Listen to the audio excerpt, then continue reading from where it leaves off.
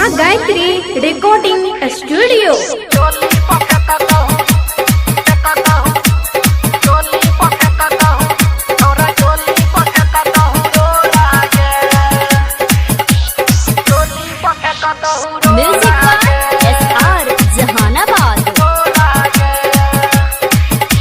बंगाल से ओई नाचे बिहार गे छोड़िए स्टेज पर नचले। बंगाल से ओई नाचे बिहार गे नचले थोड़ा थोड़ा गे।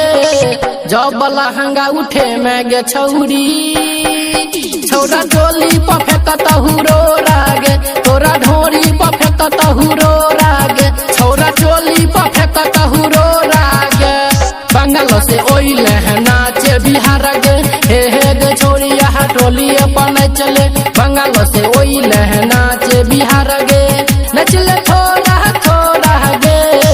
जब लहंगा उठे में गे छौरी छौरा चोली पर फेंकता हुरो रागे। तोरा ढोरी पर फेंकता हुरो रागे। छौरा चोली पर फेंकता हुरो रागे।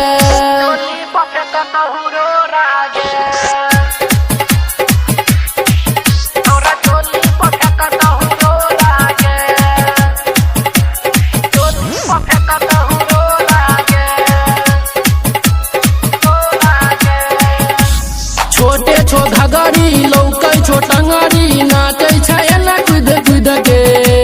सुने गे जान बतिया ले मान धो दे न चुमे गो सुत के हे गए।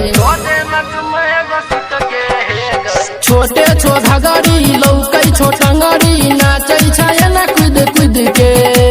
सुने गे जान बतिया ले मान धो दे न चुमे गो सुत के हे गई। गमछा बिछाई बहु ऊपर से चढ़बौ हे गई छौरी सहटना। गमछा बिछाई बहु ऊपर से चढ़बौ नहीं तले बहु को रागे। जब लहंगा उठे में गे छौरी छौरा चोली पर फेंकता हुरो रागे। तोरा ढोरी पर फेंकता हुरो रागे। छौरा चोली पर फेंकता हुरो रागे।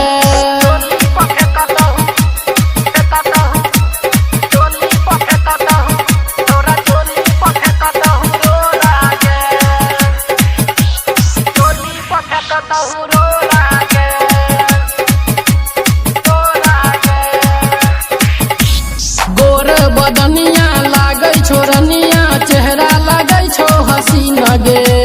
भेले जवान करा दे लेवान छोड़ देबो चोली के पिन गे हे गए। गोरे बदनिया लागै छो रनिया चेहरा लागै छो हसीना गे। भेले जवान करा दे लेवान छोड़ देबो चोली के पिन गे हे गए। मानबो ने बतिया ले भोगे रतिया हे गई छौरिया कोपचा में चलना। मानबो ने बतिया ले भोगे रतिया जाइन दे बहुत रागे। जब लहंगा उठे में गे छौरी छौरा चोली पर फेंकता हुरो रागे। तोरा ढोरी पर फेंकता हुरो रागे। छौरा चोली पर फेंकता हुरो रागे। अभी आप सुन रहे हैं सावरिया म्यूजिक।